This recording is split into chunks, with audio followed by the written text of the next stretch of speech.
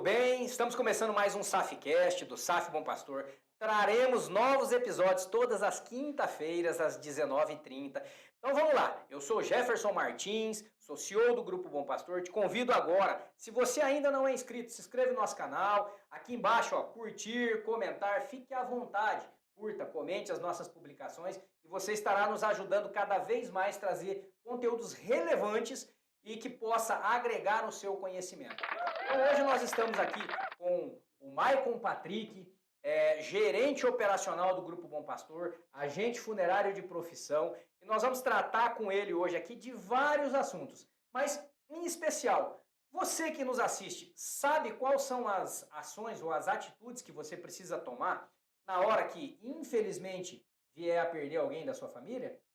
Acredito que não. E o nosso bate-papo hoje aqui vai nesse caminho. Vai levar para você as informações de como você deve proceder. Ou seja, desde o primeiro contato, a partir do momento que você recebeu essa informação e, na realidade, como é a vida de um agente funerário.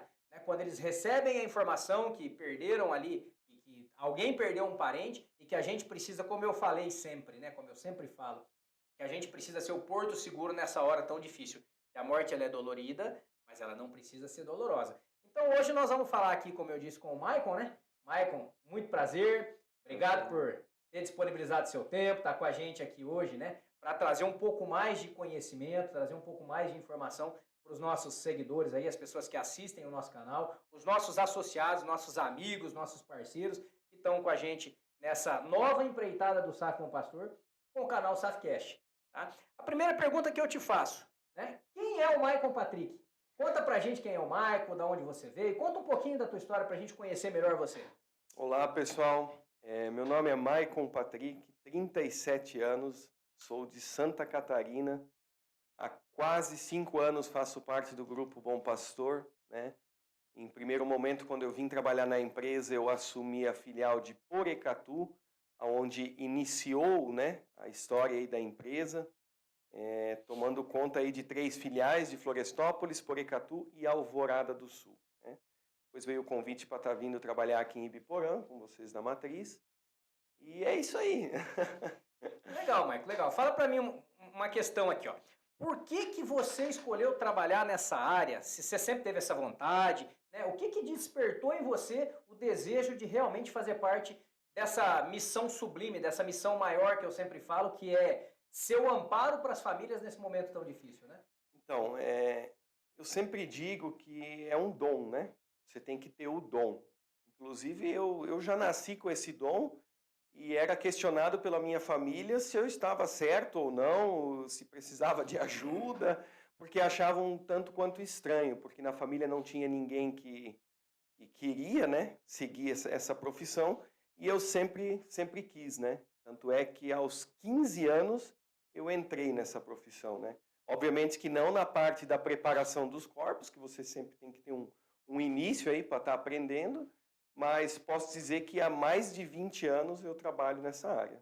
Legal. Eu sempre falo, Maicon, que assim, a gente tem aí um pouquinho de história dentro desse segmento, Sim, A muito. família já está aí há praticamente 75 anos dentro do segmento funerário, começou lá com os meus avós, e eu sempre falo que assim, o serviço funerário, num primeiro momento, ele é aquele serviço que ele te traz um medo. As pessoas têm um medo, um tabu, alguma coisa relacionada a isso. Mas eu falo que ele é um serviço apaixonante, Que depois que você entra para esse trabalho, você se apaixona. E dificilmente você quer sair. Mas assim, Maicon, a gente está falando muito aqui da profissão do agente funerário. O que o agente funerário faz, Maicon? Então, o agente funerário, tudo o que é relacionado, a parte funeral envolve o agente funerário, Então, desde a ligação, quando a família liga que perdeu um ente querido, que alguém faleceu, atendimento à família, preparação de corpo, sepultamento, organização do cerimonial. Então, tudo isso envolve a profissão do agente funerário, certo? Não tem como dizer que o agente funerário ele faz isso ou aquilo.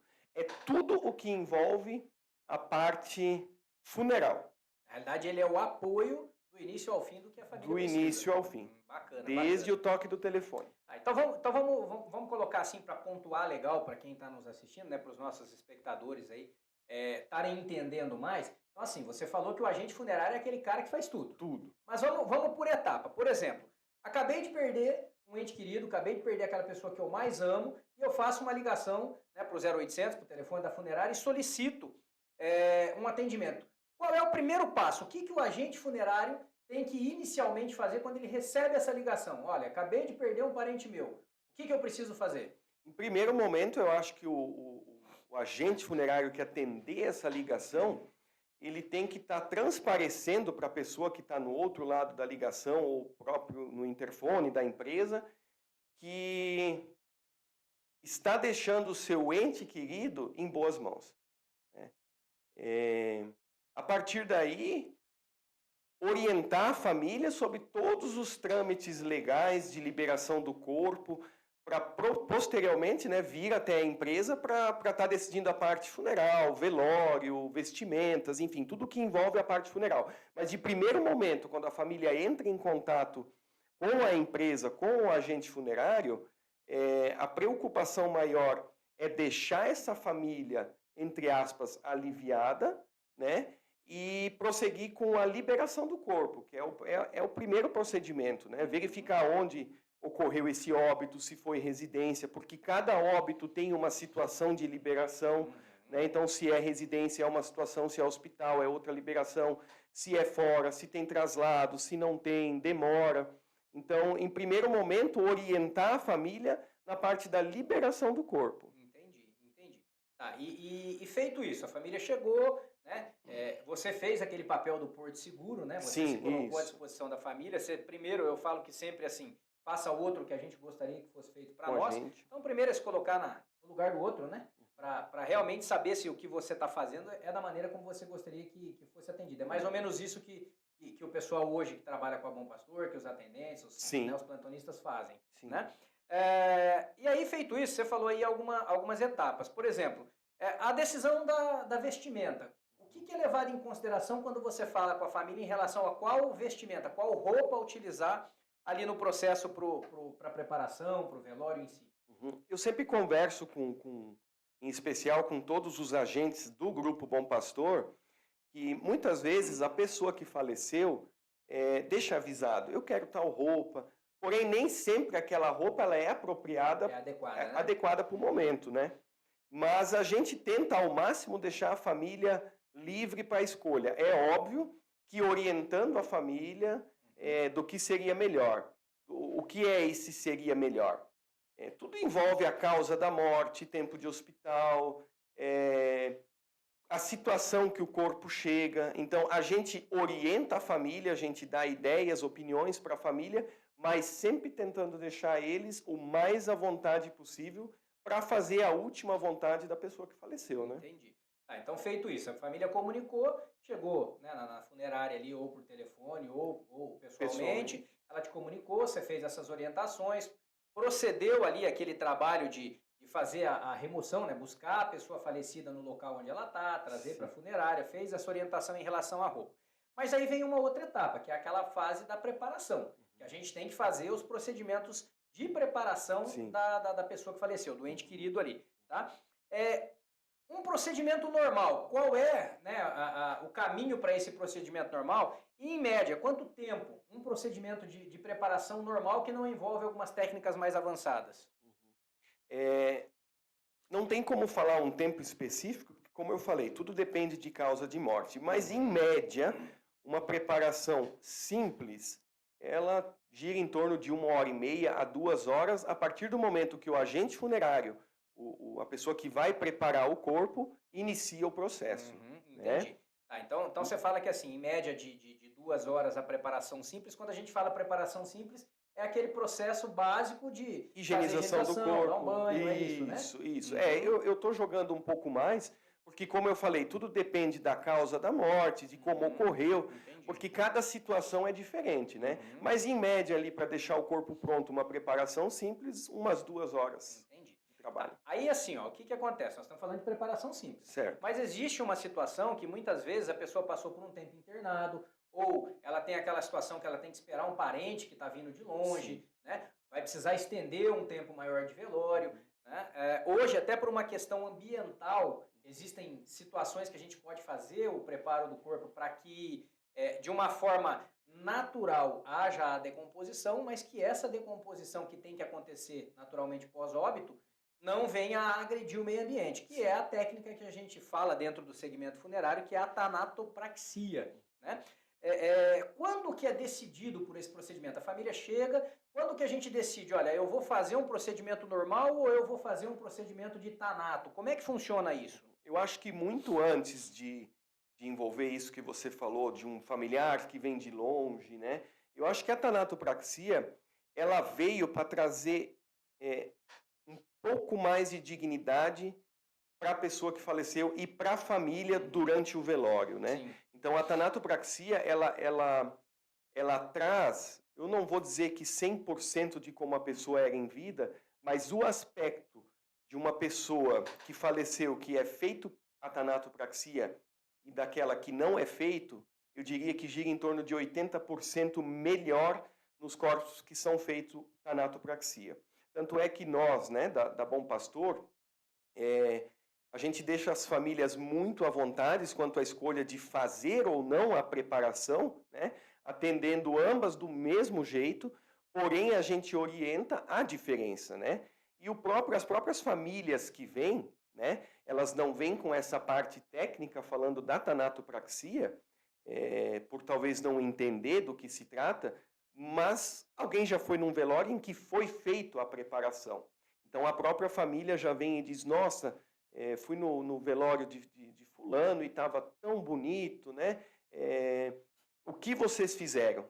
Então hoje a gente tenta, indiferente de causa de morte, indiferente de tempo de velório, por N questões, né? A questão ambiental que você colocou, eu diria que a questão de tranquilidade dos familiares e de quem está vindo ao velório fazer a tanatopraxia.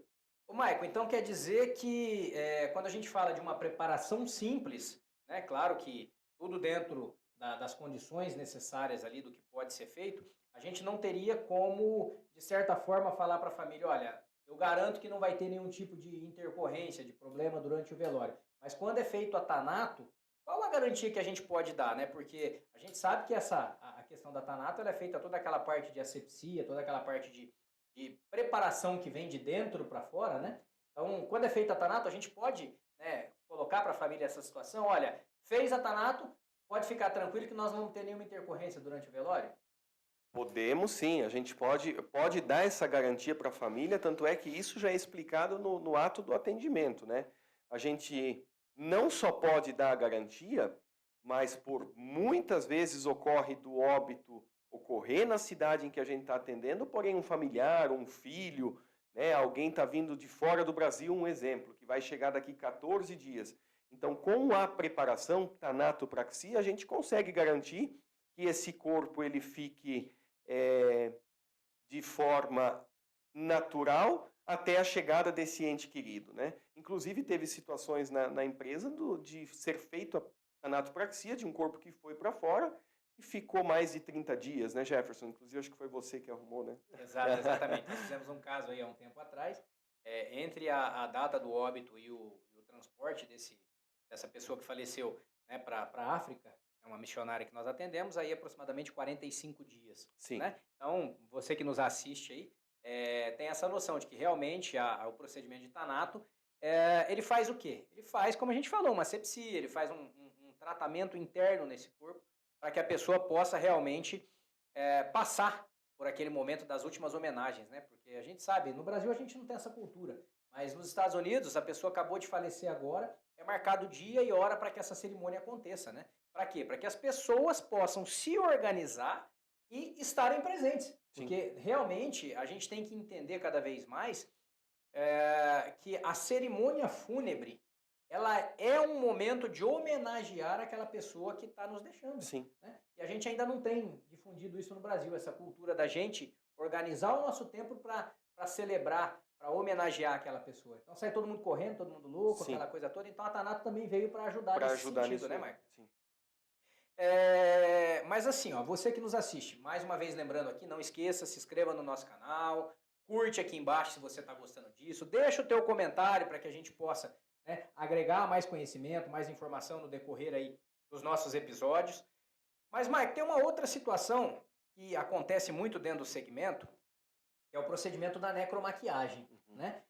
Para quem não sabe, necromaquiagem é nada mais, nada menos que a maquiagem feita na pessoa que faleceu, né? No falecido. Como que funciona isso, Mike? Então, a necromaquiagem, como a tanatopraxia, eu diria a mesma resposta para a tanatopraxia. É óbvio que são procedimentos diferentes, mas ela veio para trazer ainda mais dignidade para a pessoa que faleceu, né? A necromaquiagem, ela envolve desde um óbito, entre aspas, normal, até um óbito que necessita aí de uma reconstrução facial, né? Então, o que a gente sempre conversa com a família a respeito da necromaquiagem?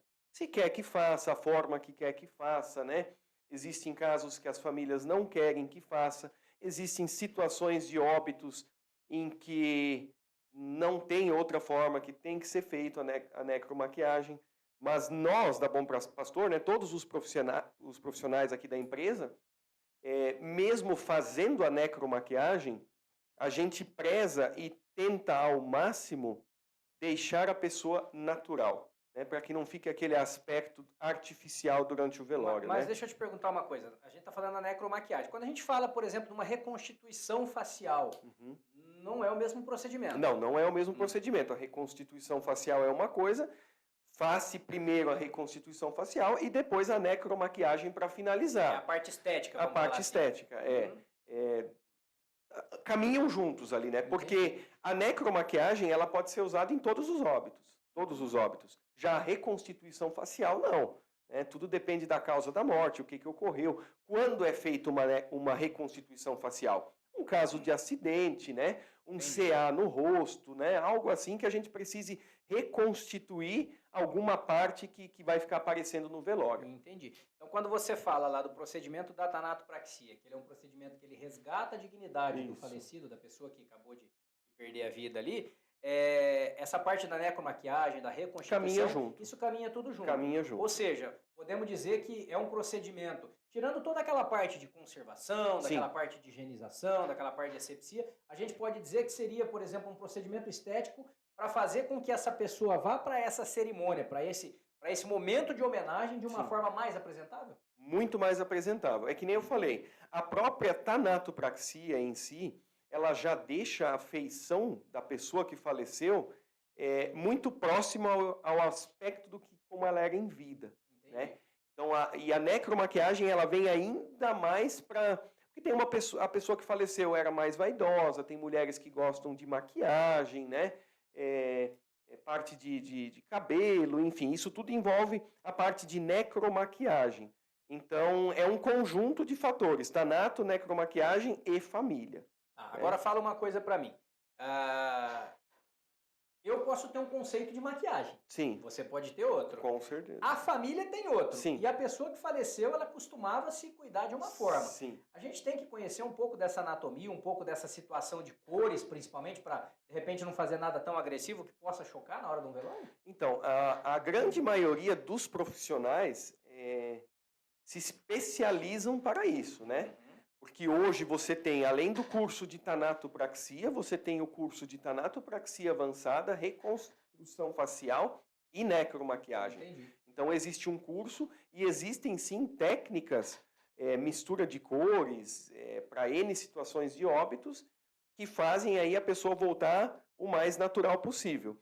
A questão de gosto é muito pessoal. O que a gente sempre orienta as famílias, porque o atendimento funeral em si, ele é muito complexo.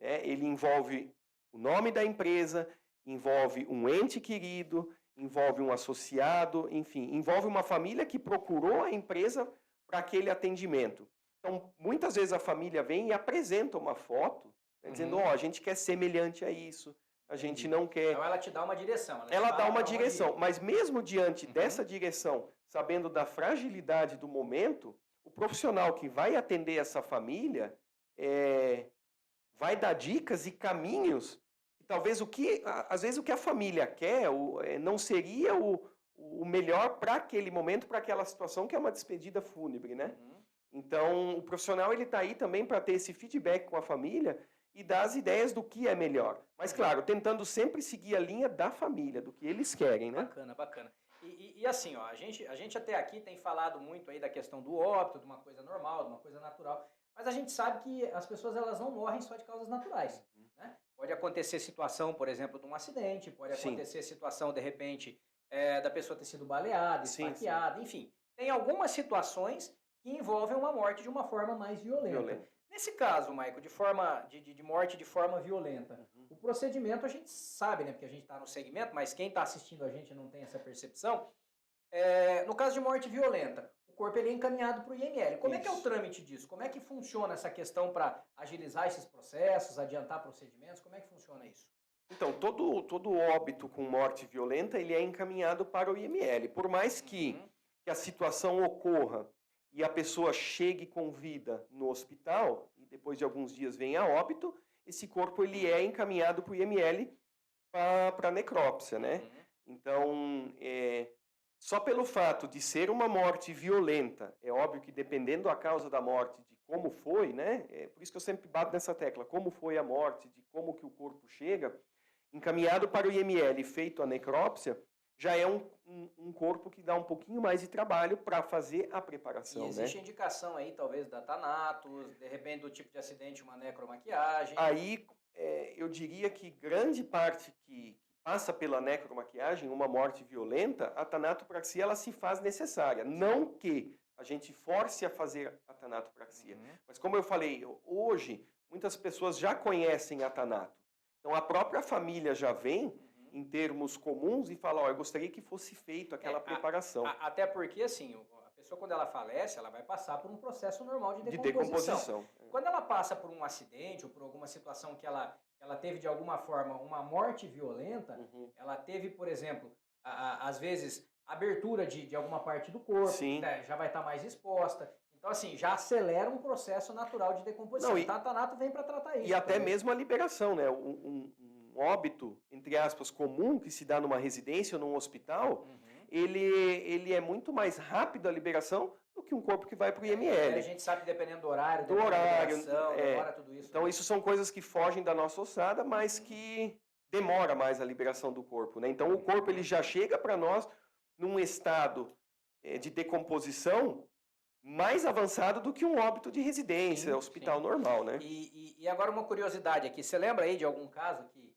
deu assim um pouco mais de dificuldade, alguma situação assim que te causou um pouco mais de estranheza, dentro desse assunto de morte violenta, dessa questão de IML, você lembra alguma coisa assim ou não? Então, o bom, eu não diria o bom, né, em respeito às famílias que a gente atende, mas o diferente da nossa profissão, o que é que cada situação é diferente. Sim. Então, assim, eu não teria uma escala para dizer que aquele atendimento foi mais difícil. Hoje, no geral, eu diria que um óbito por queimadura, né, e em alto estado de decomposição, são mais difíceis para a parte técnica. Entendi. Né? Mas não que é impossível, né? Hoje, né, com a tanatopraxia, com os cursos que eles vêm se especializando a cada ano, vem novas técnicas, né? Eu acho que aí, contando hoje, 10 anos para trás, né, você também sabe disso, 10 anos para trás não se tinha tantas técnicas como hoje, né? A tanato ela já existe há um tempo, mas a cada vez mais vem produtos novos, né? Então, para melhorar ainda mais. Entendi. E assim, ó, quando falece familiar? E aí é o caso complicado, né? Eu te perguntei agora dessa questão de dificuldade, porque assim, eu não sei se quem nos assiste sabe, mas há cerca de 20, 21, 22 anos atrás, nós tivemos uma passagem, inclusive na nossa família, né? Perdi irmão, cunhada, sobrinhos num acidente de veículo, e vou falar, para mim, assim, nos meus 40 e tantos anos de idade, né, dentro do segmento funerário aí, a família há mais de 70 anos, eu acredito que para mim foi um dos momentos assim mais difíceis, que a gente tem que separar o lado humano do lado profissional, né? Até os meninos na época eu lembro que me perguntaram assim, mas Jefferson, como é que você vai tomar frente do atendimento desse desse atendimento, teu irmão, tua cunhada, teu sobrinho, né? Eu lembro que na época eu ainda falei, olha, nesse momento eu tenho que ser o profissional. A hora que eu terminar o serviço, colocar para velar, eu vou ser o irmão, eu vou ser o cunhado, eu vou ser o sobrinho. Então, assim, isso ficou na minha mente, né, por esses 20 e tantos anos, e acredito que vai ficar pro resto da minha vida, que é um momento difícil, quando a gente tem que atender, né, um parente nosso, uma pessoa que você tanto ama ali. Então, assim, a gente também é humano. Então, a gente está aqui para atender famílias, sem esquecer que a gente também vai ter um momento que a gente vai ter que atender alguém da nossa família. E você já passou por alguma situação, né, nesse tocante? Então, todos que trabalham em funerária, eu digo a equipe em si, né, falando em específico da equipe Bom Pastor, é muito unida, né? Então, nós tivemos há poucos dias 2 falecimentos na empresa de pai e mãe de funcionário. Então, é que nem você falou, quando acontece com a gente, é diferente. Por mais que a gente vive, é o nosso trabalho, mas quando acontece com a gente, parece que dá um branco em tudo e tudo termina. Então, quando ocorre, normalmente a pessoa que perdeu o familiar, pai, mãe, enfim, quem quer que seja, não tem estrutura. Muitas vezes não tem estrutura. Então entra aí os amigos de trabalho, né? Eu acho que isso acontece com todo mundo. Perdi várias pessoas da minha família, já mortes muito difíceis. Perdi minha avó, né, há pouco tempo, e ela sempre em vida pedia que eu arrumasse ela, né?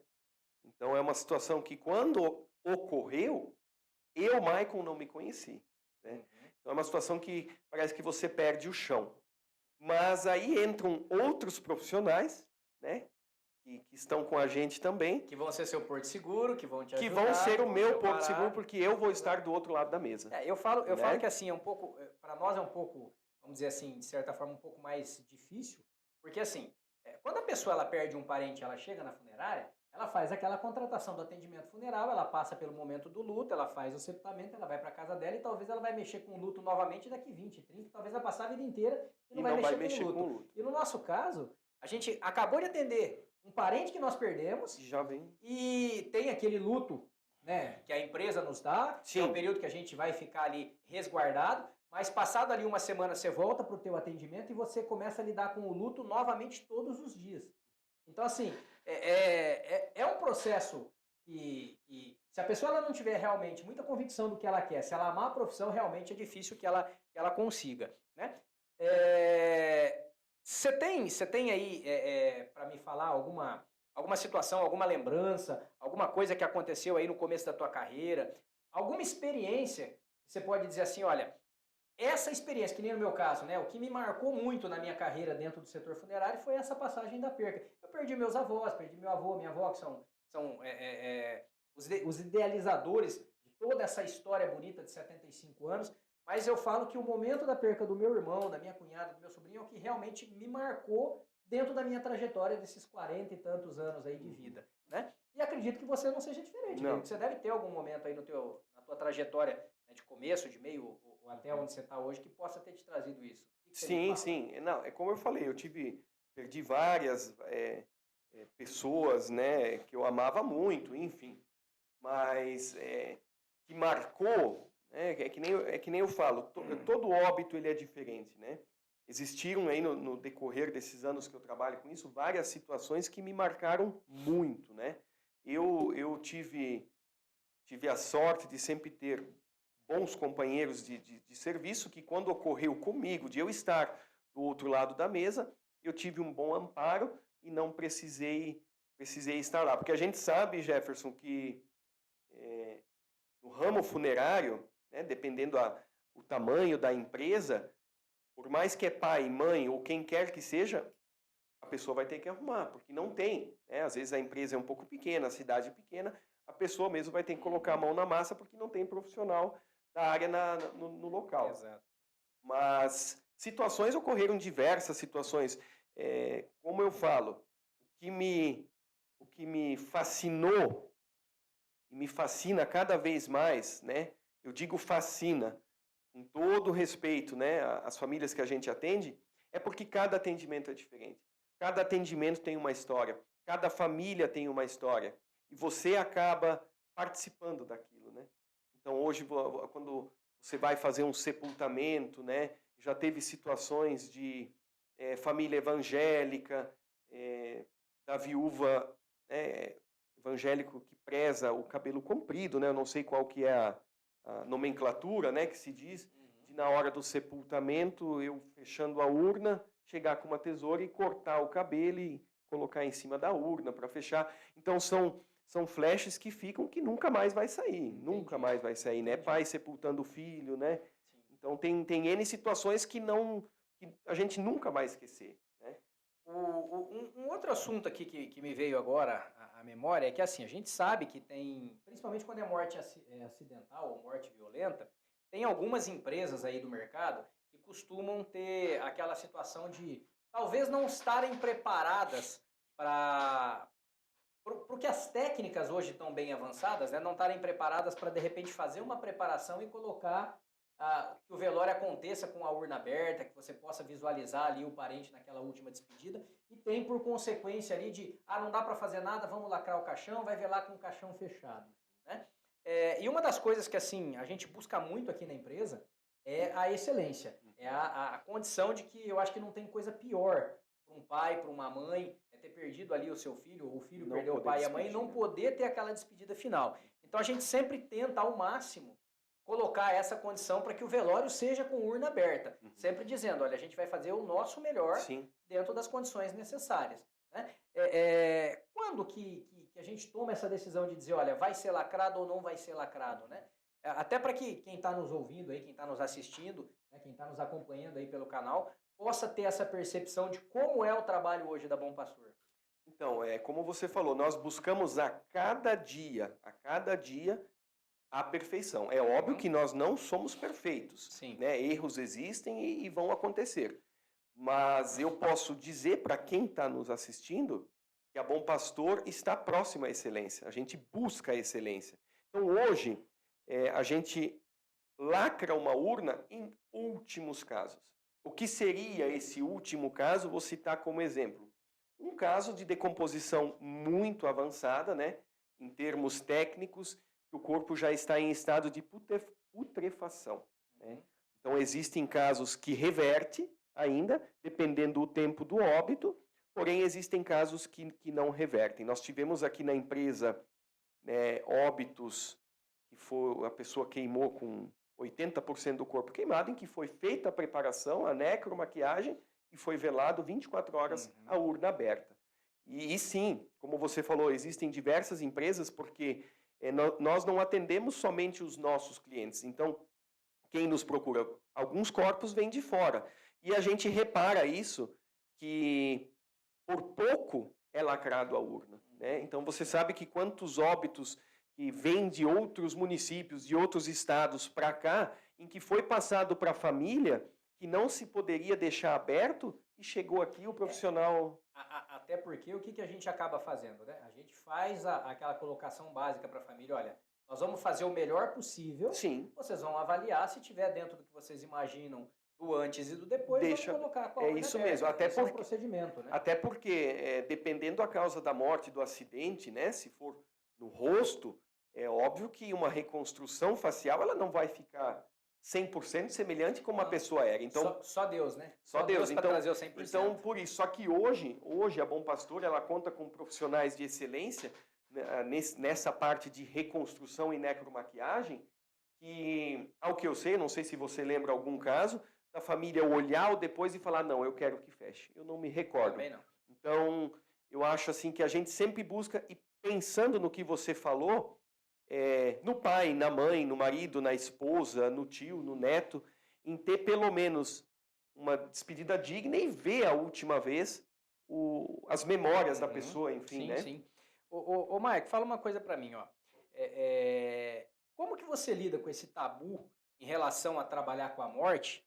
E assim, eu particularmente, eu aprendi a olhar a vida de uma forma diferente a partir do momento que a gente lida com a morte e com a vida das pessoas, né? E você, o que você pode me dizer em relação a isso? Como é que você, né, primeiro, como é que você quebra esse tabu e como é que você passou a enxergar a vida? Você passou a enxergar a vida diferente?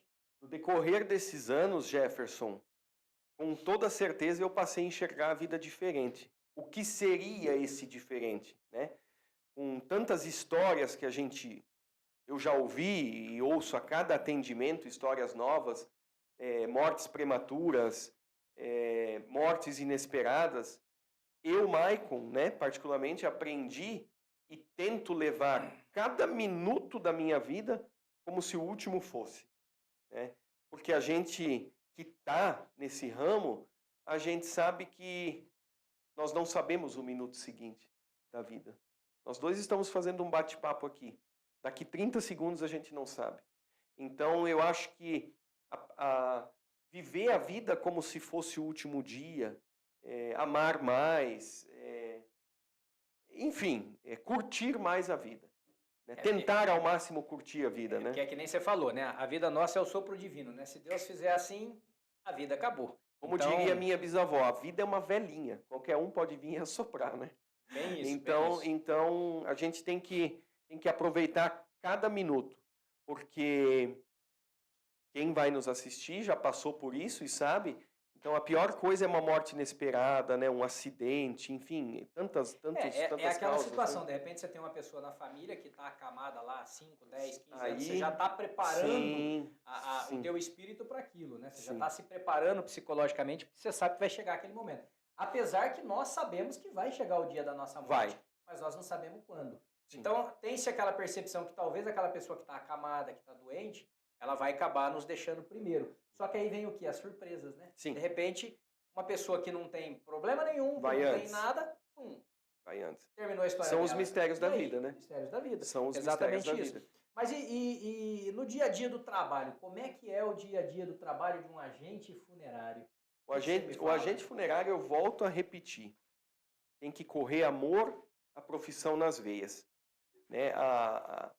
Do mesmo tempo que a gente está batendo um papo aqui, né, o telefone pode tocar e aparecer 1, 2, 3, 4, 5, 6 atendimentos. Né? Então, o agente funerário ele tem que estar à disposição, eu não diria à disposição 24 horas por dia da empresa, porque existem as escalas de trabalho.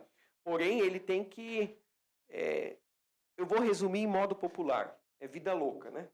É uma vida corrida, é uma vida agitada, é uma vida cheia de surpresas, enfim. É que nem eu falei no episódio passado, é uma doação.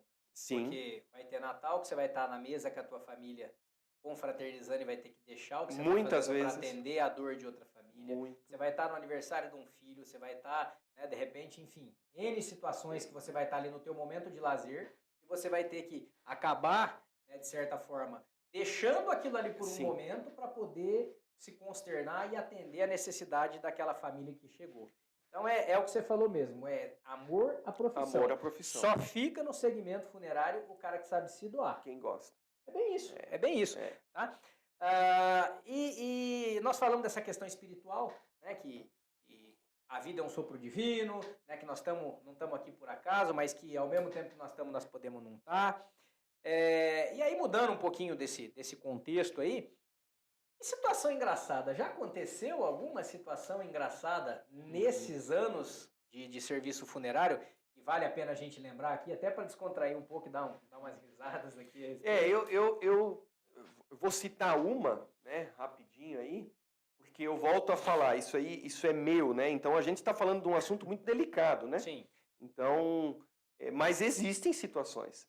É um trabalho diferente de qualquer outro trabalho, mas é um trabalho, são seres humanos que estão atendendo, então ocorre. Então até a própria pessoa que está assistindo, ela sabe disso, né? Então ocorreu uma situação que eu até comentei com você, numa determinada cidade, com um determinado companheiro de serviço, em que nós fomos comunicados, enfim, prestamos o atendimento e não nos atentamos muito bem ao endereço e pegamos o endereço, entra em tal rua, a primeira casa onde tiver bastante carro é o velório, não tem erro. Tudo bem, madrugada lá fomos nós. Chegamos, estacionamos de ré no portão da casa, eu de cabeça baixa, sério, descendo. E eu senti ao fundo da garagem, onde tinha bastante gente, um silêncio. E o que eu já achei meio estranho, porque estavam conversando, pararam de conversar. Quando eu abri o carro, né, que daí aparece a urna, que eu olhei para trás, parabéns, felicidades, primeiro aninho. Era na casa seguinte, o velório. Então, assim, tem N situações que acontecem, né? Mas as situações engraçadas que acontecem, elas não acontecem na parte da preparação, na parte do atendimento, né? Mas elas acontecem em determinadas coisas do nosso serviço, né? Então, já aconteceu eu sempre falo que foi outra pessoa, mas é verdade, não fui eu.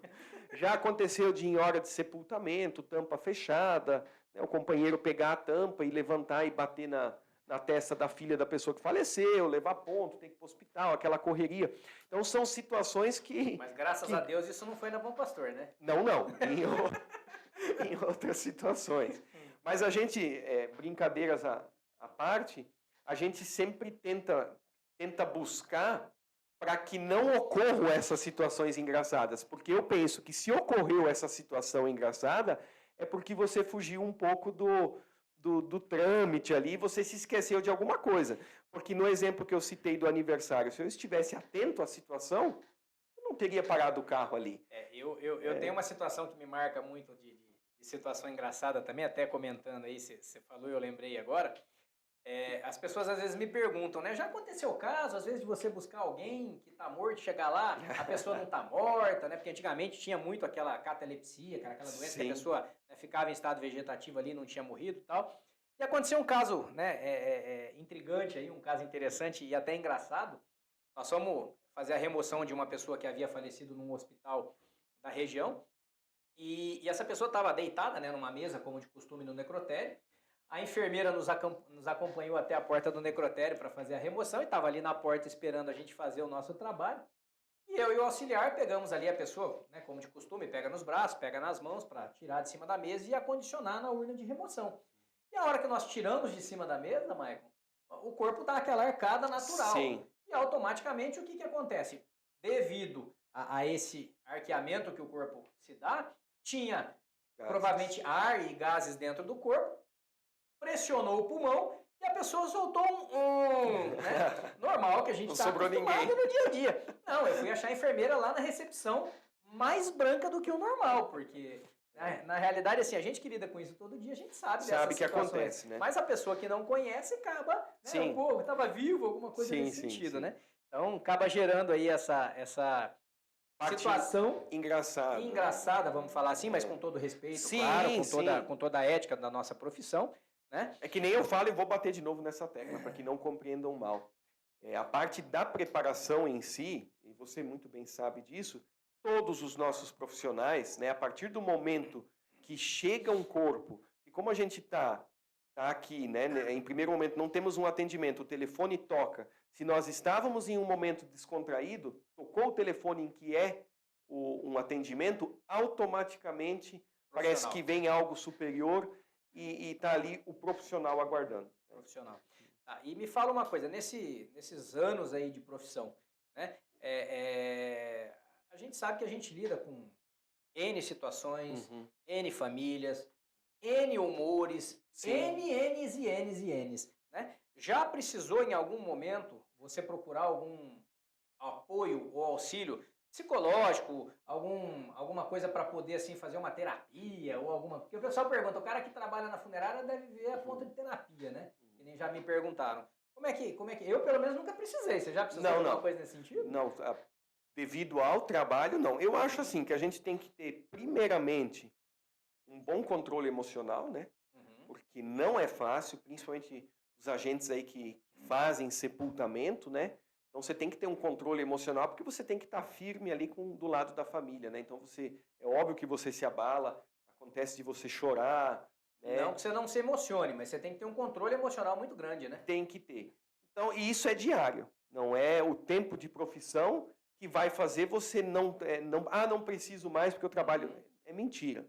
Então, mas que eu precisei buscar ajuda psicológica devido ao trabalho?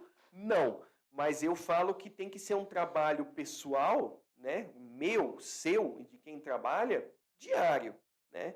Acho que você tem que estar buscando sempre acreditar em algo a mais, né? É óbvio que primeiramente em Deus e está buscando essa ajuda própria. Existem profissionais que precisam, porque não é fácil, né? Existem N situações, como você citou, e N histórias. Então, acaba mexendo muito com o nosso emocional também. Entendi. Né? Ô Marco, assim, ó, assunto aqui a gente teria para conversar aqui 2 pelo horas. menos 2 horas, pelo menos 2 semanas seguidas, porque tem muita coisa para a gente falar ainda. Muita.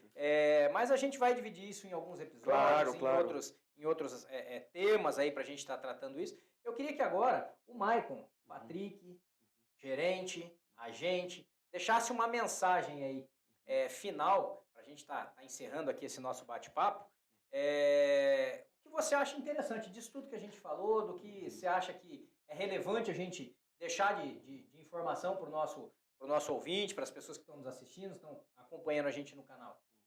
Bom, primeiramente, Jefferson, eu quero agradecer a oportunidade, o convite de estar aqui, tá? Sou muito grato, fiquei muito feliz em estar compartilhando experiências com você e com as pessoas que vão nos ouvir. O recado que eu quero deixar é que, assim como eu, quando comecei lá atrás no ramo funerário, mesmo não sendo muitas as pessoas, mas tem muitas pessoas que têm essa vontade e têm esse amor já no sangue por essa profissão, mesmo ainda não trabalhando e conhecendo. O recado que eu quero deixar é que busquem conhecimento, busquem cursos de aperfeiçoamento e venham trabalhar no ramo. Porque quem trabalha nesse ramo e ama o que faz, é impressionante. Em palavras eu não sei dizer. Eu, Maicon, profissional, eu, Maicon, particular, amo o que faço. Então, primeiramente, que eu estou numa empresa que me proporciona e me traz profissionalmente o que eu almejo, o que eu sempre almejei. Então, eu saio de casa feliz para trabalhar, né? E não feliz pelo serviço, né? Mas realizado, porque eu faço o que eu gosto. E eu acho que isso tem que ser todo mundo. A pessoa tem que fazer o que gosta, né? O recado seria esse só. Não me recordo mais nada assim que eu poderia estar acrescentando. E que nem você falou, é um assunto que a gente podia ficar conversando mais de uma semana. Mas seria isso, Jefferson. A ideia hoje foi trazer para você que está nos assistindo aí um papo descontraído, né? Trazer mais informações sobre o segmento funerário, que existe ainda muitos tabus. Muitas pessoas ainda não sabem, né, o funcionamento, como é que não é, quando acontece, morte violenta, o que eu faço. Então a ideia foi essa, trazer um bate-papo descontraído, bem rápido aqui, né, para que você pudesse ter um pouquinho mais de conhecimento sobre tudo isso que nós falamos. Então eu queria te agradecer, Maicon, pela disponibilidade de estar com a gente aqui. Agradecer a você que faz parte do nosso canal, a você que nos segue, a você que está inscrito, a você que deixa os seus comentários, a você que nos ajuda a fazer sempre episódios melhores. E agradecer principalmente a quem? A Deus. Porque se não fosse Ele, eu não teria acordado hoje, eu não estaria aqui com vocês, a gente não estaria gravando. Enfim, agradecer a Deus, agradecer a família, meus pais, minha esposa, meus filhos, porque são os motivos pelo qual a gente levanta todo dia. Né? E a gente tem que ter motivo na vida, porque senão a gente não faz. Então, quais são os seus motivos? Identifique seu motivo e continue caminhando. Tá? Eu queria deixar para vocês aqui um spoiler do que vai acontecer no próximo episódio. Nós vamos estar falando com o Carlos Valese, ele é fisioterapeuta, parceiro do SAF Bom Pastor. Então nós vamos trazer aí um assunto bem relevante. A pandemia passou, foram 2 anos aí as pessoas tendo que se cuidar e ficaram algumas complicações pós-pandemia, principalmente para quem o vírus pegou, para quem teve o Covid, né? Então existem algumas complicações que ficaram, a gente vai estar tratando disso, vai estar tratando de várias outras situações relacionadas à fisioterapia. Então, se eu fosse você, não perderia o próximo episódio. Então, aguardo você no próximo episódio. Convida os seus amigos, convida as pessoas que você conhece, que teriam curiosidade para conhecer o nosso canal, teriam curiosidade para entender um pouco mais sobre o segmento funerário. E como o Mike falou, as oportunidades estão lançadas. Se você tem interesse em conhecer mais, em trabalhar dentro do segmento, ele é o cara. Ele é o gerente operacional, é ele que faz as seleções, ele que contrata, manda um currículo para nós, ele vai estar avaliando e vai estar trazendo, de repente, você para uma entrevista, para um bate-papo. Quem sabe você não vem fazer parte também da nossa equipe competente do SAF Bom Pastor. tá? Então estamos chegando ao final. Agradeço realmente a nossa audiência, agradeço a você e até o nosso próximo episódio.